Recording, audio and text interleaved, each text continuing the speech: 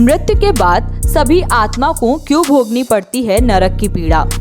मृत्यु एक सच्चाई है जिसे कभी बदला नहीं जा सकता। हालांकि हम जीवन में जो करते हैं वह मृत्यु के बाद हमारे भाग्य को प्रभावित करता है। गरुड़ पुराण जैसे हिंदू शास्त्रों में 84 अलग अलग नरकों का वर्णन है, जिसमें से प्रत्येक में बुरे कर्मों के लिए अलग अलग दंड हैं। कुछ नर्क काफी गंभीर होते हैं और कुछ लोगों को वर्षों या अनंत काल के लिए भी दंडित कर सकते हैं।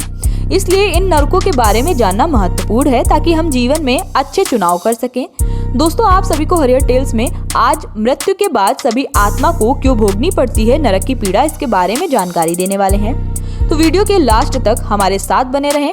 और वीडियो में आगे बढ़ने से पहले अगर आपने हमारे चैनल हरियर टेल को सब्सक्राइब नहीं किया है तो कृपया चैनल को सब्सक्राइब कर लें और पास में बने बेल आइकन बटन को जरूर दबाएं ताकि हमारे चैनल की लेटेस्ट अपडेट सबसे पहले आप तक पहुंच जाए।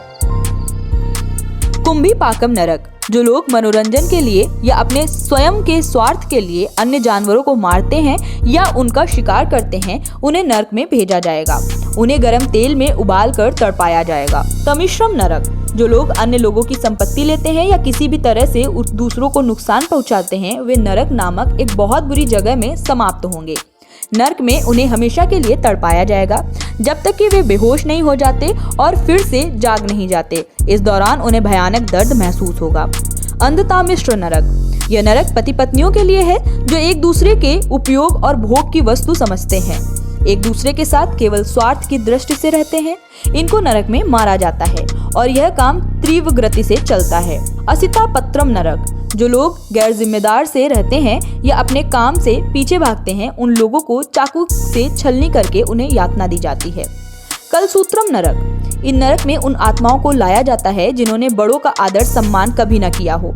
उनको तब तक गर्म जगह पे रखा जाता है जब तक उनकी सजा का समय समाप्त न हुआ हो। सुकर मुखम नरक। यहाँ उन लोगों को लाया जाता है जो दूसरों को अपने इशारों पे नचाते हैं, उनके साथ बुरा बर्ताव करते हैं, अपने निजी स्वार्थ के लिए उनसे सब काम करवाते हैं। वैतरणी नरक। गरुड़ पुराण में बताया गया है कि मृत्यु के बाद आत्मा को गंतव्य स्थान पहुंचने के लिए वैतरणी नदी को पार करना पड़ता है। यह नदी मानव मलमूत्र, मरे हुए कीड़ों, मांस एवं हड्डियों से भरी होती है। कहते हैं जिन्होंने अत्यंत पाप किए हों, जिन्होंने अपनी ताकत का दुरुपयोग करके दूसरों को हानि पहुंचाई हो, उन लोगों की आत्मा को मृत्यु के पश्चात यह नदी के घाटों पर जीवन जीना होता है। तप्त मूर्ति नरक। आग में जलने वाले इस नरक में बहुमूल्य रत्नों जैसे सोना, चांदी, हीरे, जेवरात आदि की चोरी करने वाले लोगों को इस तप्त मूर्ति नरक की आग में रखा जाता है। पुयोडकम नरक।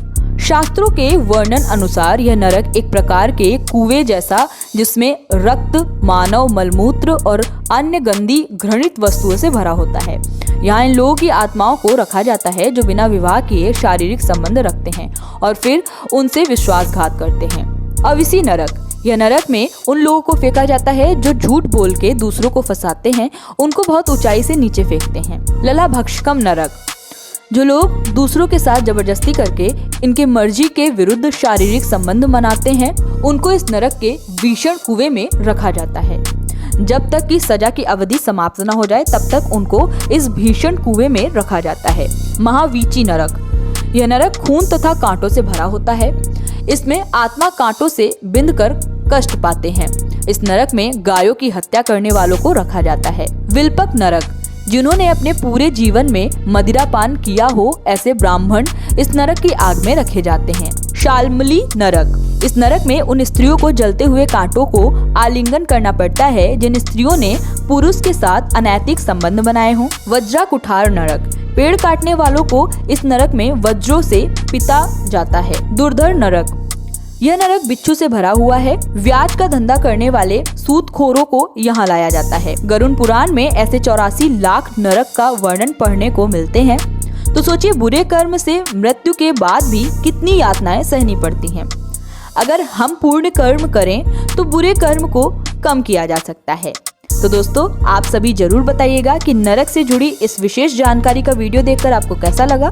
कमेंट बॉक्स में अपना फीडबैक जरूर दें। धन्यवाद।